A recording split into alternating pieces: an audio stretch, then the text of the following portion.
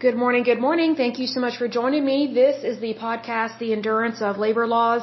I'm your lovely host, Lesley Sullivan, and today is episode 173, and we're going to take a look at the Professional Aviation Safety Specialists, also known as PASS, P-A-S-S.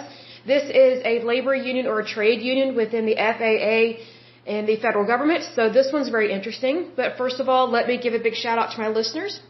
So a big shout out to Oklahoma, New York, Pennsylvania, California, Georgia, Tennessee, New Jersey, Mississippi, Maryland, Minnesota, Wisconsin, Hawaii, and Illinois. You know, whenever I saw New Jersey, for some reason I was thinking of another state. I don't know why. I think I was thinking of Maryland. I don't know why. But anyway, I hesitate on that one.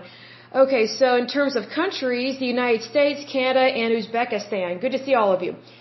Okay, so this labor union is very interesting because they had every right to form because something very tragic happened, and they had every right to call out the federal government on what was going on, but they have also later on in time let the American people down by making it seem like they are the only ones that can do their job, and they are against capitalism. They are against democracy, and they are against the private sector because, again, these are federal employees with typically really good high-paying jobs and really cushy benefits. And yet they will picket, they will strike, and they don't always care to go to work. So even though this labor union or trade union is very much important, it has a really good beginning, a very important beginning, I would say, because it started out of a tragedy, which is very unfortunate, but they kind of went off the rails. So what you have to remember is that these people are involved in our airports. They are involved in air traffic safety and things of that nature, so whenever they go on strike, it's very dangerous for the American public. And then they claim, oh, look, it's very dangerous, for us to not be at our jobs, so you should do what we want.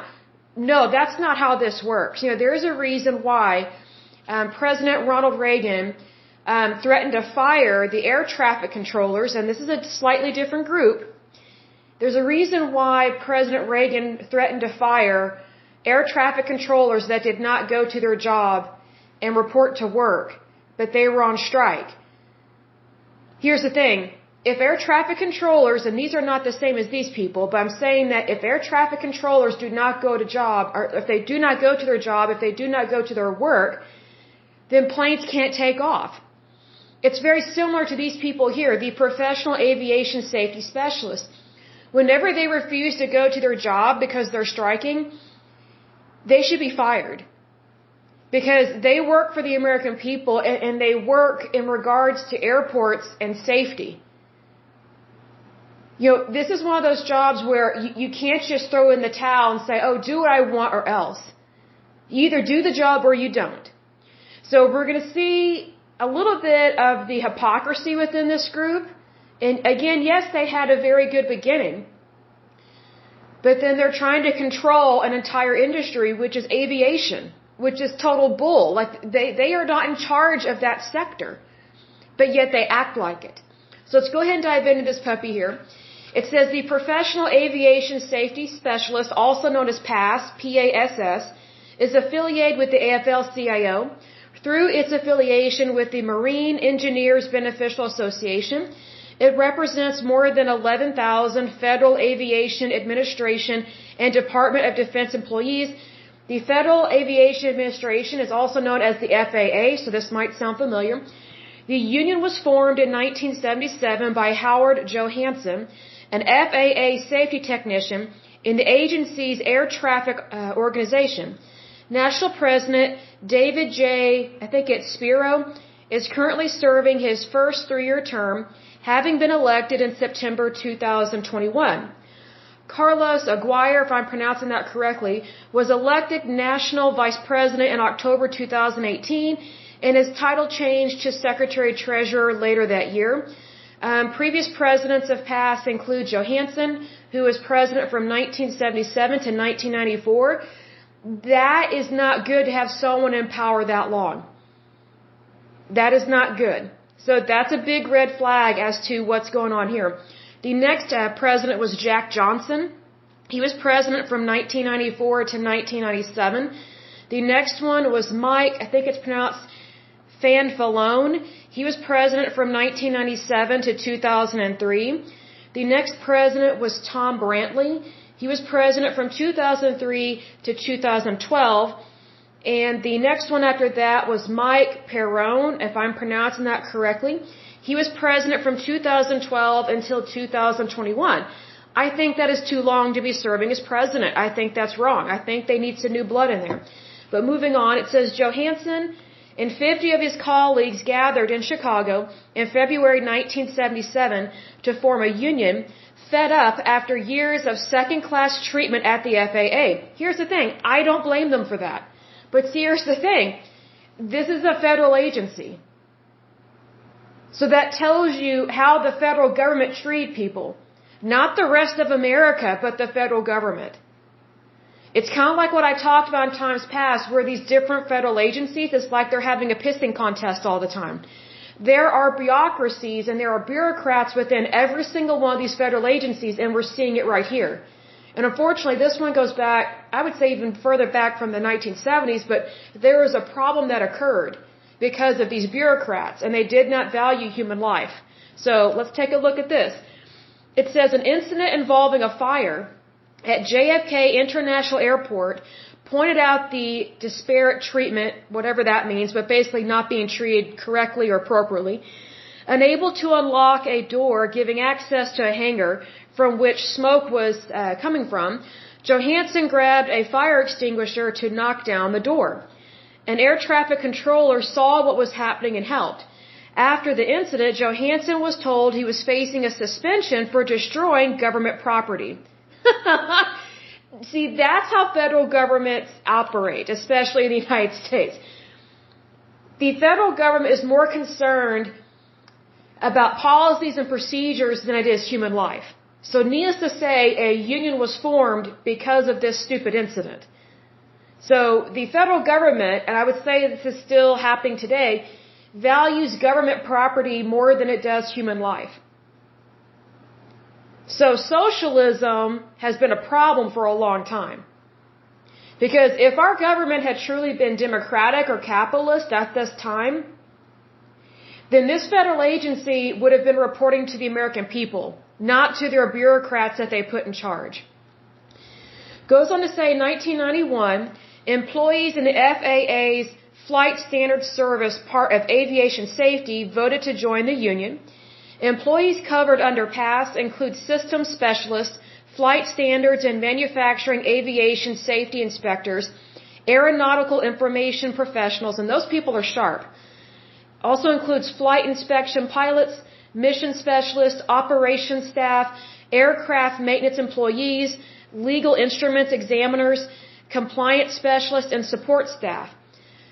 Past represented employees are instrumental in the successful implementation of the FAA's Next Generation Air Transportation System, also known as NextGen, to modernize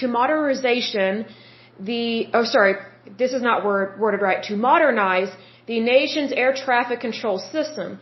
The NextGen portfolio encompasses the planning and implementation of innovative new technologies and airspace procedures after thorough testing for safety.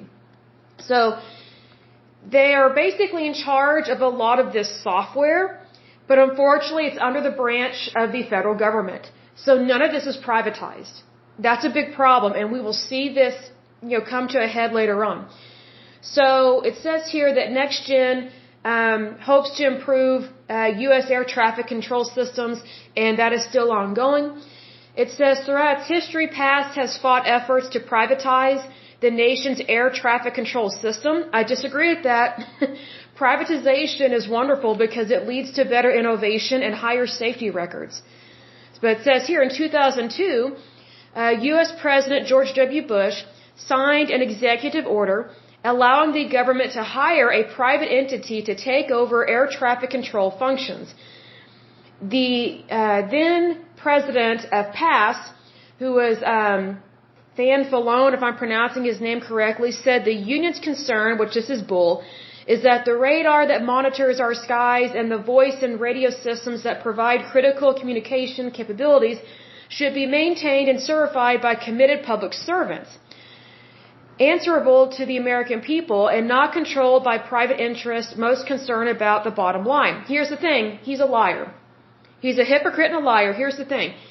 Federal agencies are notorious for seeing their work as being more important than everybody else's, and they don't like change.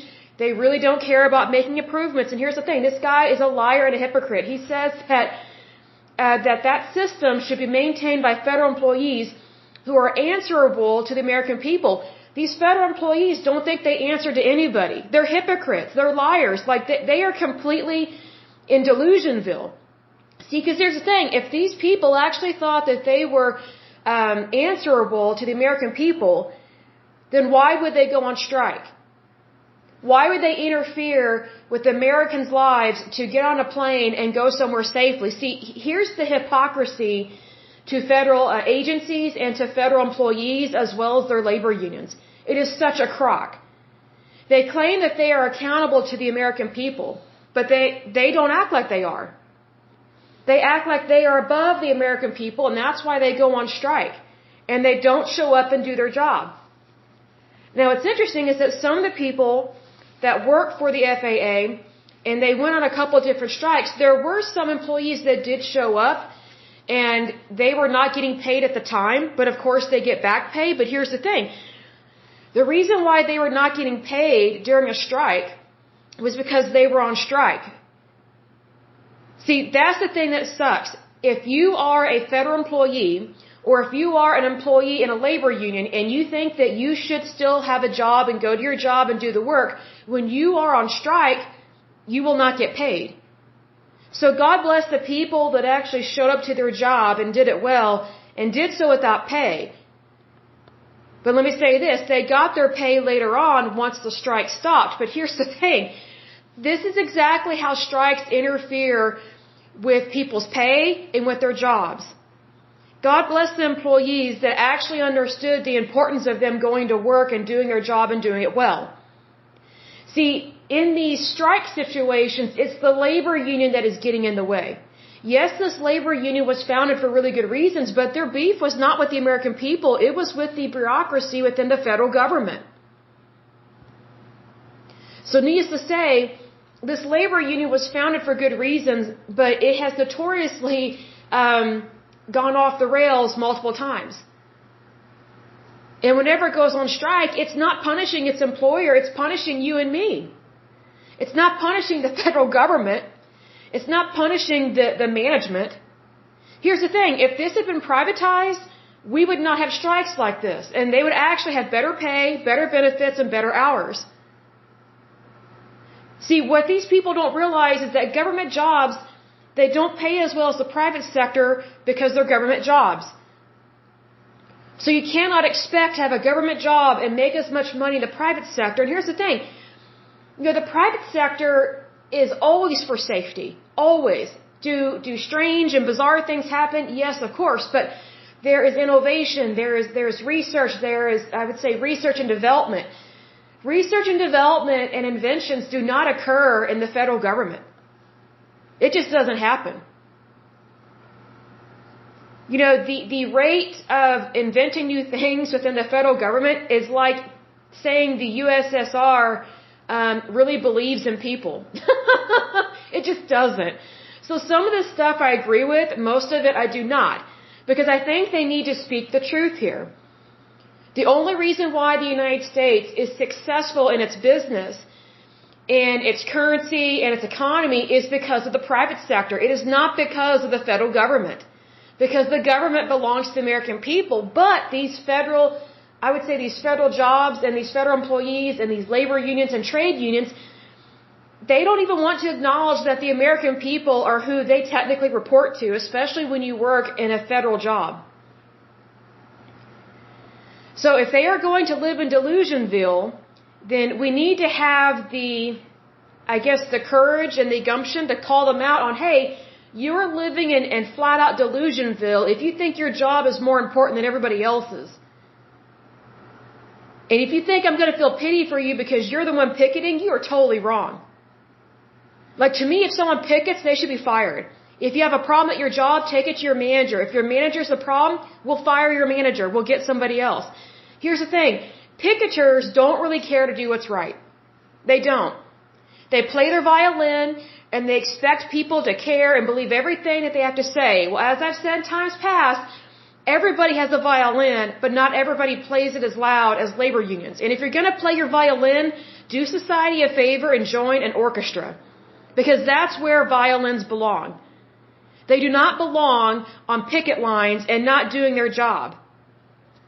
It gets old. These people that just whine and complain, it is so ridiculous. It's like, my goodness, do you realize what a nice, good job you have?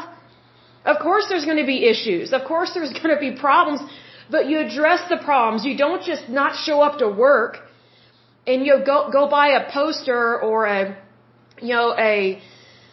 I guess, picket line material or brochures or whatever and start trying to get the public to side with you when it's the public that you're punishing. It is ridiculous what these people do. So I'm not a big fan of this one. Now, again, I understand why they formed a union, but their problem was not with the American people. It was with the bureaucrats that were running these federal agencies. It was the good old boy system. You scratch my back, I'll scratch yours. Sorry, that's not the American way. And that's not how anything should be run, whether it is a federal agency, a state agency, or a company. The good old boy system is not good. I'll just say it. So it says here in 2015, the union, along with 6 other unions representing Federal Aviation Administration employees, sent a letter to the United States House of Representatives arguing against proposal to privatize the FAA that came out at a congressional hearing the previous month entitled Options for FAA Air Traffic Reform. Okay, the FAA does need to be reformed. It does. I mean, here's the thing. What these employees do is they know that they work in a very important industry. They have a very important job. So because they know they have a very important job, they think they can tell the rest of the United States what to do. I don't even think so. Not appropriate, not cool, not ethical, not moral, and for sure not professional. And here's the thing. The government is not known for coming up with safety protocols and standards. It's the private sector that comes across this stuff. It's the private sector that invents all this stuff and sets the standard. It's not the federal government. The federal government is the fat kid on the playground that says, oh yeah, I'm good at dodgeball too, and then everybody throws the dodgeball at the fat kid, and the fat kid's like, hey, wait a minute, you can't do that to me. I know how to play this game. Actually, you don't. You suck. That's the federal government. Whenever the federal government tries to control anything in the private sector, anything that has to deal with money or finances or travel, whatever the case may be, whatever the federal government tries to take over and make mandates, it ruins it. And it stifles it. There is no new technology under the federal government. It is the private sector that does this. And here's the thing. Whenever the government is trying to enhance something within, I would say, our infrastructure, they never do it in-house. They always have to hire an outside company to help them. Why? Because innovation and technology is in the private sector. It is not in the public sector. So why wouldn't these people that work in these jobs, with aviation, these safety specialists, don't they care enough about the American people to privatize it? Don't they want things to be better? Like, do they really want to stay stuck in the Stone Age? See, that's what happens whenever you get the federal government in charge like this. They don't want change. They want power and control. Power and control. Well, guess what? The power is with the people, always has been and always will be.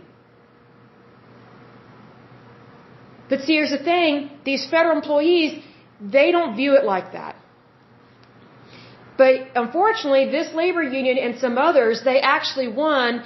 And as far as I know, I guess in 2018, there was something signed into law that said that for 5 years, it's not going to be privatized and they will come back to it. The United States government, they will reevaluate privatizing basically the FAA and things of that nature.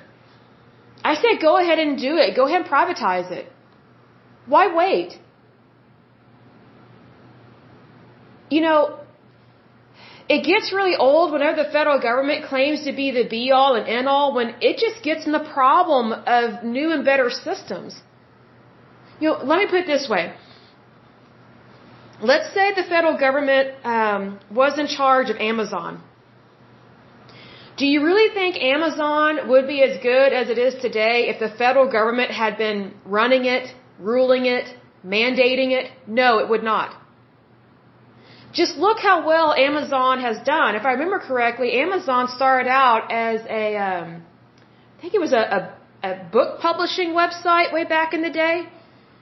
And then look, it's grown into purchasing goods online. Now you can purchase goods in the app. And now Amazon, it has been expanded to where pretty much anybody can sell stuff on Amazon and it's better than eBay. How amazing is that? And with Amazon Prime, you can get free 2-day shipping. Look at it this way. The federal government can't even handle USPS. And USPS is a sinking ship. It's too expensive. It doesn't run well, and their employees are just as bad as FAA employees. They are overpaid. They don't work typically full-time hours. And they get cushy benefits to do a job that is, it doesn't take a genius to sort mail, but yet they make more money than a lot of workers.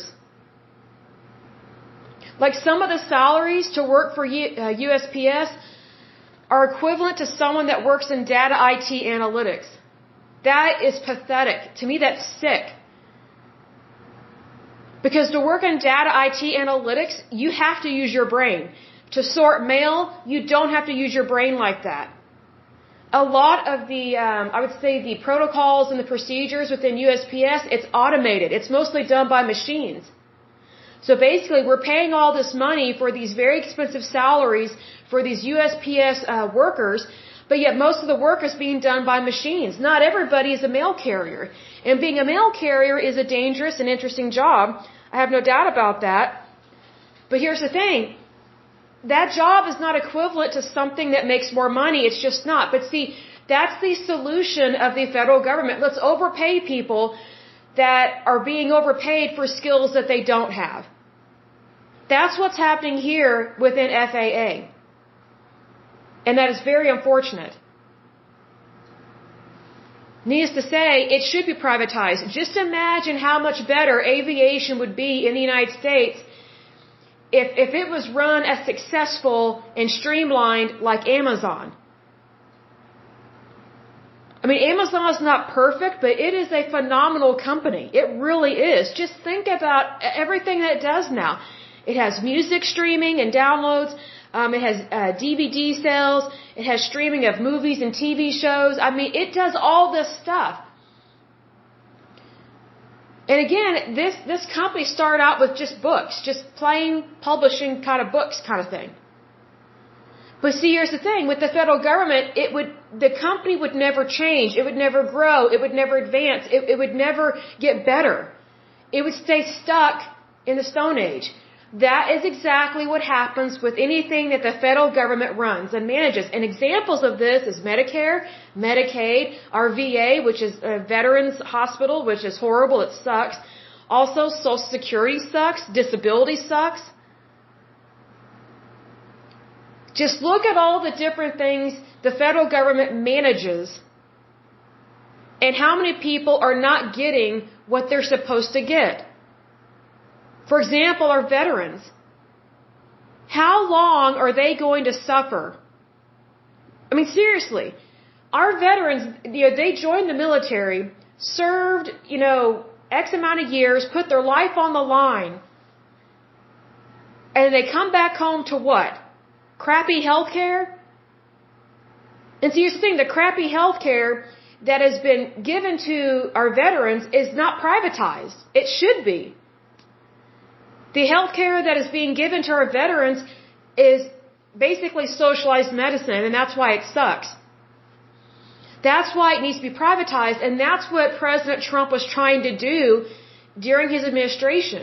He was trying to help our veterans get better health care. And one way that he was doing that was he made it so that veterans could go wherever they want to get the health care that they need.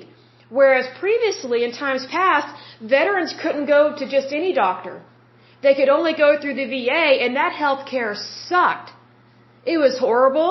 There were waiting lines. The health care was terrible. It's like, you gotta be kidding me. Why can't we privatize it? You would help more people and for less money. I understand that President Trump was loud and bombastic at times, but he is smart.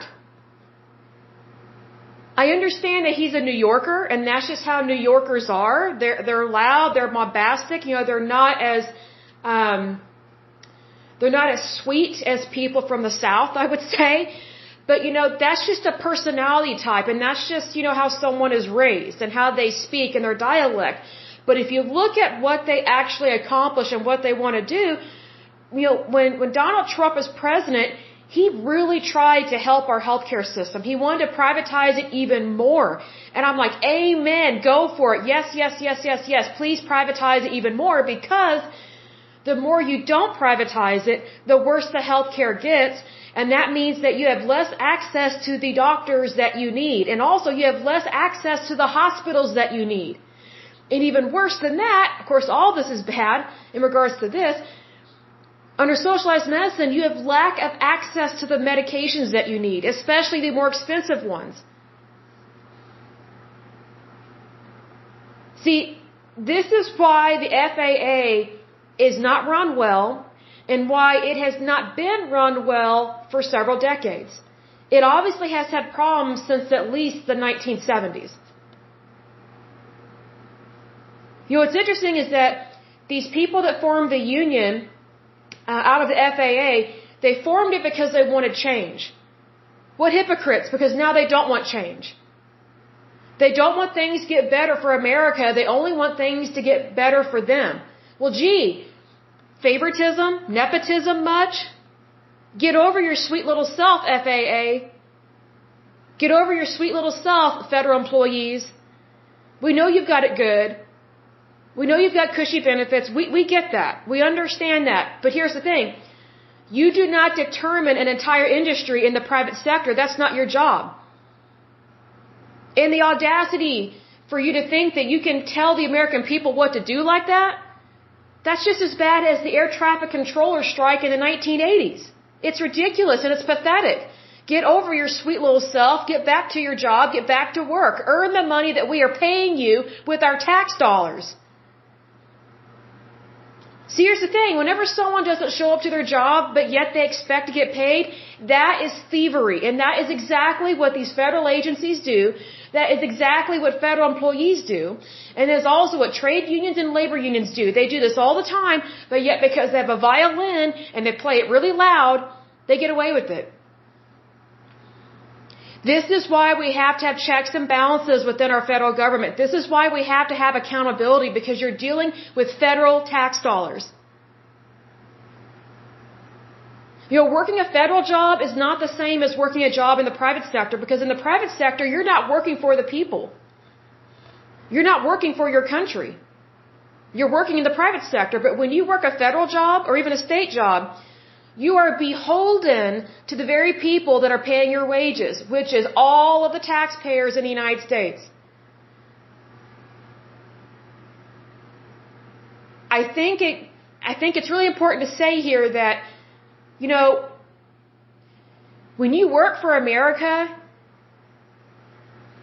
you should take ownership of that responsibility you have been given instead of trying to throw it away but yet trying to collect money on it. Don't be a thief, be a worker. And don't try and tell the rest of the United States what to do at our job. This kind of stuff gets so old. It gets so old. And again, I'm totally for these people creating a labor union way back in the day, but over time, they target the American people, not the people within their system. They're not targeting the bureaucrats. They're not saying, hey, bureaucrats, you're fired. Instead, they're making all these demands to the American people. you know, yes, you work for us, but, we're not in charge of your federal agency. Unfortunately, I wish we were. I wish the American people had way more control over these federal agencies, because if we did, stuff like this wouldn't happen. We would say, whoa, pump the brake, you little dictator. Sorry, we don't treat people like that. We actually do care if someone dies in a fire. Maybe you should just get lost. See, what you have to remember is that bureaucrats are very similar to administrators. And we've talked about that word administrator in times past. They're basically professional paper pushers that don't care to do the right thing, hardly ever, unless it involves their life or their job is on the line. That's why these people don't really care within these federal agencies. But yet, they make it seem like their work is more important than everybody else's. I got news for you. If my job is not more important than yours, then yours is not more important than mine. Why? Because we have equality here in the United States. We are equals. Do we work in the same job? No. Do we make the same kind of money? No. Do we live in the exact same state, the exact same house? No. None of that matters because we have equality. Equality across the board means that it doesn't matter what industry we work in, we have equality. But unfortunately, these labor unions and trade unions, they don't value equality. I guess they don't understand civil rights. I guess they don't understand the history of the United States and what all we have fought for. I guess they don't understand labor laws, whether at a federal level or a state level. I guess they don't understand the employment security commissions of the different states within the United States. I guess they just don't get all this.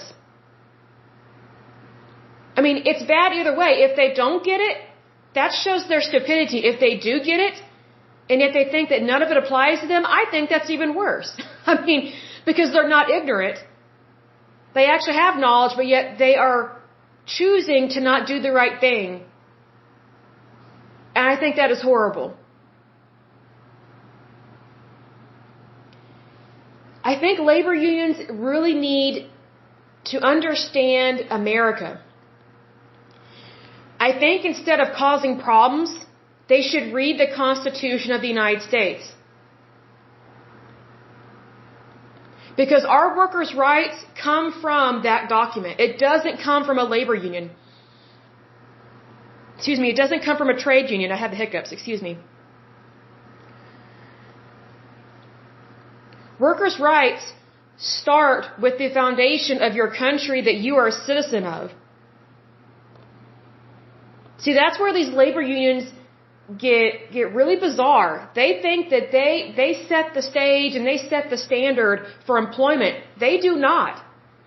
All workers have a say in that. Not just union members, because remember, a lot of these unions are anti-non-union workers. Meaning they could care less whether or not you and I starve to death. Because everything is about them and their union jobs. Again, just because someone plays the violin, that doesn't mean that they deserve your sympathy. My sympathy is reserved for orphans and widows. It's not for people who have a nice, cushy government job, a federal job at least, and then go on strike and refuse to work. I don't feel sympathy for that person. Because if you're not at your job, how can you correct the issue that's taking place at your job? If you're not even there. Get back in there and figure out the problem and correct it. See, labor unions and trade unions, and I'll close with this, they like to make their problem everybody else's problem, but yet the majority of the United States are non-union workers. So here we have union member workers who can't stand non-union workers, and they're trying to get us to be on their side. I don't even think so. I don't even think so. This is ridiculous. I mean, just the audacity to try and convince the American public that, oh, you've got it tough. You have a union job with union benefits. How tough can it be? I I mean, if you have a problem, go to your manager. If your manager's the problem, guess what? Go up the pipeline. Go up the chain of command. That's what normal people do. Normal people do not get a picket or a sign and pick it out in front of someone's house or in front of their job. I mean, I guess they haven't read the HR manual of where they work. Most places of employment have an HR policy that says what to do if something arises that is not right, or if there is contention, or if there's something going on that is causing a worker to be unhappy, or whatever the case may be. Like, you go to the proper people within your company, like you go up the chain of command. You have policies and procedures and you have protocols. These unions, I mean, they're morons and idiots. They don't even follow the chain of command, but yet they work for the federal government. This is why we have so many discontented union workers in the United States. And this is why I don't feel sorry for them at all, because I'm like, look, if you're discontented, either A, get a different job, or B, handle it. Go to your manager.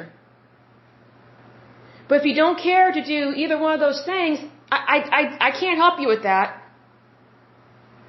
You need to figure out how to be a working adult and make good, mature decisions. I mean, labor unions, they just like to throw a hissy fit on aisle 7 at a Toys R Us all the time, and this is a perfect example of this. And I think it's very unfortunate that they behave like this, because they are very much a part of an important industry, but the industry that they work in, which is aviation, does not belong to them. It belongs to the American people, which is in the private sector. So I hope and pray that, this does become privatized, the FAA, because they have had problems for years. Years. Backbiting, bad managers, bureaucrats, entitlement thinking. I mean, I'm not surprised by this at all, but whose fault is that? It's not the American people. Like, we're not in charge of the federal agency, unfortunately. I wish we were. See, because here's the thing. As a capitalist, and as someone who believes in my country, like I believe in the United States, I believe in democracy, I would fire anyone and everyone that does something bad to an employee or makes horrible decisions. I'd be like, you're fired. Get out of here. Bye. Like, you fire bad people and you keep good people. Federal agencies are notorious for not firing bad people. They just move them around like pieces on a chessboard. They just move them from agency to agency or from department to department. They don't fire them. Why, you ask? Because they're federal employees, and more than likely these bad people are protected by the very union that was supposed to protect the people that were being harmed. This is why it's frustrating to the American people whenever these labor unions, they complain to the American people and make it seem like, oh, it's our problem. It's like, no, it's not. Your job is your problem. I'll say it again. Your job is your problem. Even if it is in a federal agency, it is your job to handle it. It's your job to do what's right. And you know what? If something's not going right within a federal agency and you work for them, go report it to your senator or your representative or your congressman or whatever. They work for you. Even if you didn't vote for them, they still work for you. Or report it to your governor. Like, see, this is what happens, or this is what you can do when you work for the federal government. When you work at a federal job, you actually have more ways to report things than people out in the private sector. Use that to your advantage. I can't believe I'm saying that, but I'm saying use it to your advantage in a legal and ethical and moral way and report things appropriately. Don't go on some stupid picket line. Handle it. Handle it. Do the right thing. Look, we all know that... How to describe this? Well, I'll just say it. We all know that there is no such thing as a perfect job. Okay? We all know that. There are good days, there are bad days, there are rough days, there are great days, there are irritating days, whatever the case may be. And it's very rare that someone actually likes their boss. But here's the thing. We're not paid to like our bosses. We're not paid to be friends. We're not paid to be chums. You're paid to do your job and do it well. Now, in that same token, if your boss is bothering you or is creating a negative work environment, it's your responsibility to call that person out on that and just say, hey, your management style is really causing a problem. I mean, don't do that publicly, but just say, hey, is there a problem? Because there's something going on with your management style that's not helping the team. Is there something that we can help you with? Do we need to work on a different project? Do we need to help you with something? Do you have too much on your plate? Did something come down the pipeline that we don't know about? What's going on? Because this work environment is very toxic and we can't have this and we can't have a toxic work environment and then you expect us to do everything your way and for everything to be happy like a cheerleader or something. Like that just doesn't happen. You have to have the courage to say it like it is to the very people that may or may not care or may not be the problem. But if you don't have open dialogue, then you're not going to get anywhere, which is exactly what happens with these labor unions and these trade unions. They typically do not like having open dialogue. How do we know this? Picket lines. It's kind of hard to talk to somebody if you don't even show up to your job. Unions are notorious for just saying, oh, we're not talking to you unless you do what we want. Well, you know what? That's exactly how children act at daycares when they fight over toys. We're not children and we're not at daycare and we're not on the playground. This is actual real life. And when you work at a federal job, you do report to the American people and you are held accountable to the American people. Even if we don't know everything about your job and we don't know everything that's going on, doesn't matter. We are your boss because our tax dollars are paying your wages. So if something is going on at your job that's not right, then you have a civic responsibility to report it because you work for the American people and we expect you, we the American people, we expect you to do what's right even when it's tough. Even when your job sucks, we expect you to do what's right. Because that's what good workers do. Bad workers don't show up to their job. Bad workers go on picket lines. I mean, it just amazes me how many people think that they can get paid but not do anything. It kind of reminds me of when COVID-19, it hit, and then there was all this financial help from the federal government, which I did not completely agree with that. But then, once the pandemic was over and people were supposed to go back to work, there were so many people that did not want to go back to work, but yet they liked getting that unemployment check from the federal government. Talk about lazy. And then people complain about women that get child support and it doesn't go to the kid and they say, oh, well, these women just don't want to work. Where else is that happening? All these people out there getting COVID-19 paychecks and don't want to go back to work and just want to stay unemployed. You're just as bad as these women that are just expecting to marry a sugar daddy. Lazy workers.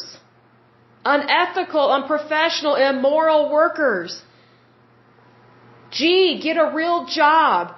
Sitting at home doing nothing with your life, mooching off of someone else is not a job. It's not even a hobby. It's apprehensible. See, here's the thing. Whenever someone doesn't want to go to work but they want the pay, I'm like, wow, really? What world do you live in? Because that's called fraud. How is that any different than an employee that punches in on their time clock but then leaves their work and goes shopping? And while they're shopping, they are collecting a wage. That's called fraud. How is that any different than what these picketers do? How is that any different than what these labor unions do when they don't show up to work but yet expect to get paid? mean, it's just, I guess they don't understand timekeeping. I guess they don't understand wages, especially federal wages. I guess they don't understand taxation. I guess they don't understand unemployment versus employment. I guess they don't understand benefit packages, meaning the only reason why you get a benefit package is because you show up to work, typically full time, and you work those hours every week, unless, of course, you're sick or need to go home. Very interesting how some of these people behave, and then they think they are entitled. You know, I always find it interesting whenever people that are way older than me complain about so-called young people that have this sense of entitlement. I'm like, oh, really? Where do you think they got that sense of entitlement? They got it from the culture. They got it from their parents. You know, entitlement doesn't just drop out of the sky. That has to be taught. It's a learned behavior. It's not random, it's intentional. And I'll close with this. I remember working as a licensed pharmacy technician years ago, and some of the most entitled, stuck-up, snobby, awful people we ever had to help at the pharmacy were the spouses of military people. It's usually the wives. They are such moochers off of their husbands' benefits that they get from the government. And it was these military wives, they would throw the biggest fits. I mean, just like, this was like back in the day when we didn't use the word Karen, like whenever they go full-blown Karen on somebody, I want to speak to a manager BS kind of thing, excuse my language. These military wives had been doing that for years, and we would just roll our eyes and we're like, look, your policy given to you, you know, by the federal government via the American people doesn't pay for all this medicine that you think you're going to get for free. And even then it's not free, it's paid for by our tax dollars. So just because you have to pay $10 for this prescription does not mean that you are entitled to get it for free just because your husband serves in the military, you don't serve in the military. There are so many spouses, usually female, that are married to a guy that serves in the military, and they act like they're military too, even though they've never set foot on a battlefield. They've never joined a military branch, nothing. But yet they put on these airs. Well, guess what? That's entitlement. It drove us nuts at this pharmacy. It was just, and then the people that were in line were like, oh, here we go again, because it was every day, multiple times a day, these military wives would come in and throw a fit, and it's just like, not everything is free, and even what is free is not free. Someone's paying for it.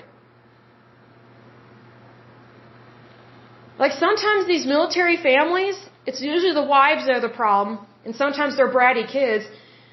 They don't understand the value of a dollar. They don't understand currency. They don't understand supply and demand, and they don't understand what it means to actually work and earn a living because they've been given so much. They're takers, they're not earners. They're takers, they're not givers. There's a difference in the mindset, but see, here's the thing. That is a learned behavior. It's not genetic. It's not something that you get from eating bad food or something. It's a learned behavior. And then it's also a choice.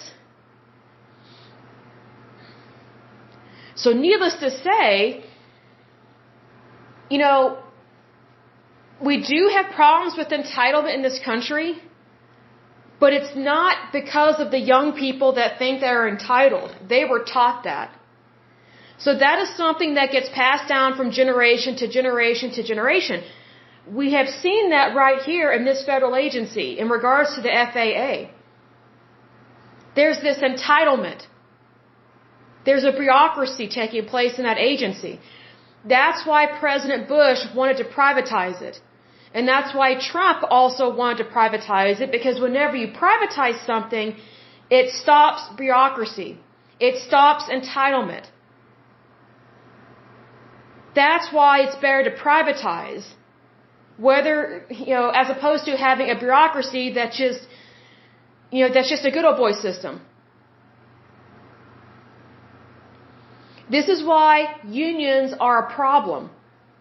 They have their place to a certain extent, but they have become a problem because they don't value all workers. Well, if you don't value all workers, then you are the problem because you have an entitlement issue. And that is a form of behavior that you choose to behave that way. That's why this is so concerning. Because think about it, they have 11,000, probably a little bit more now. They have 11,000 employees that are part of this labor union.